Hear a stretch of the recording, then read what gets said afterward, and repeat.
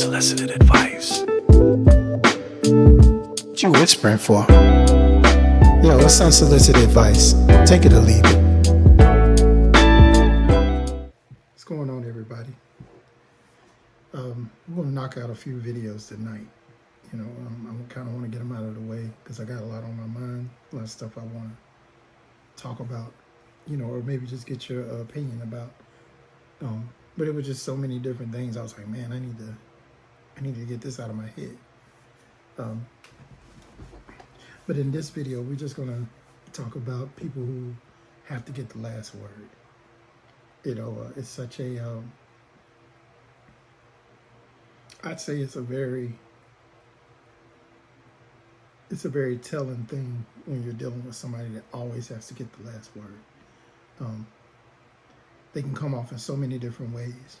Maybe it's somebody that's just been quiet all their life and now they're, speaking up for themselves, and the only way they know how to speak up for themselves is to get the last word, or to feel like, hey, my words matter and whatnot.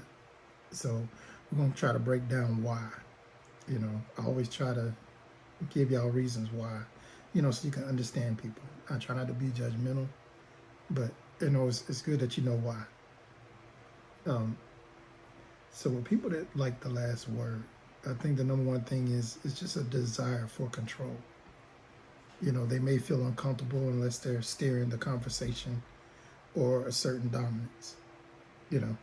That's their comfort zone. They have to steer the conversation or they have to assert dominance to feel like they're, like either they're right or you're not going to get your words off. It can be a way of maintaining a sense of power in a relationship or arguments as well. Another part of it is insecurity or low self-esteem. Needing a last word might stem from a feeling of unheard, overlooked, or feeling like you're not taken seriously. So you're already insecure, so you have to do this to feel like you're getting something out of it. It can be subconscious too, a way of saying what I say matters. Another part of it is perfectionism, a fear of being misunderstood.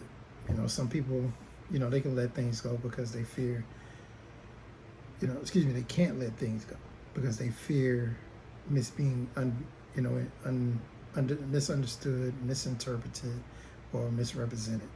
So they can't let it go. They got to get, whatever they've been feeling, they got to get it out. That's the key word. They have to get it out.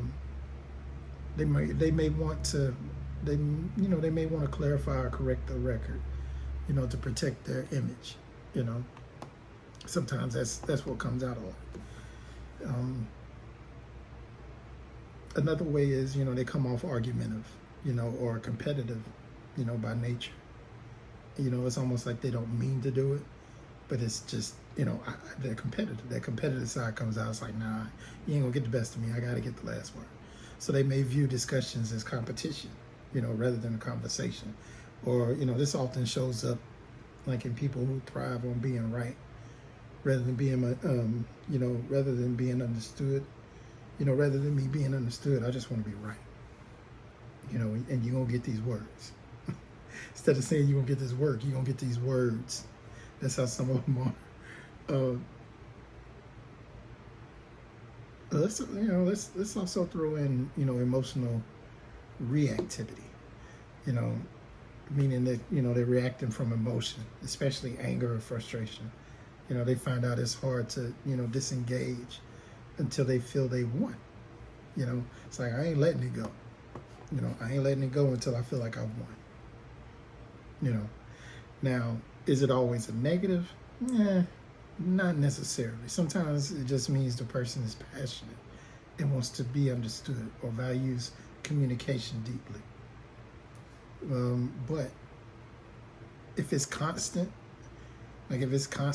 and aggressive, it can harm relationships, it can harm friendships, it can harm just a regular, just normal conversation that y'all are having. You can just be in a chill spot. So always remember, there's always details in it. Don't get upset with somebody just because they're being like this. Try to understand why, and let them talk.